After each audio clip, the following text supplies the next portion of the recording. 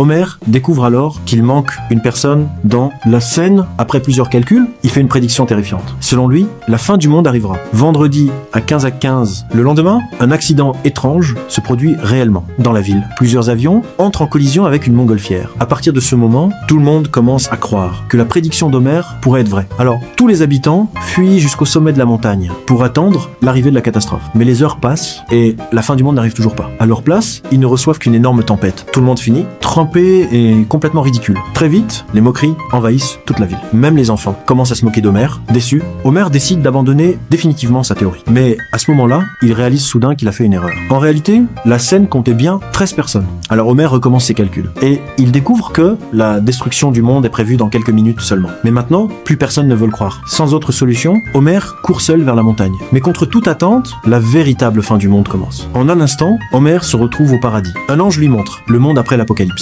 Bart lutte désespérément pour survivre dans la lave. Maggie se bat contre son propre ours en peluche. Et Marge, elle, est devenue une immense méduse. En voyant ce qui est arrivé à sa famille, Homer s'effondre complètement. Il décide alors de chercher Dieu lui-même. Il le supplie de le renvoyer sur Terre. Finalement, Dieu accepte sa demande. Mais juste à ce moment-là, Homer remarque quelque chose d'étrange. Attendez, je pense que tout ça n'était peut-être qu'un rêve. Alors pourquoi ai-je des ailes dans mon dos? En réalité, ce ne sont que les ailes d'une mouette écrasée.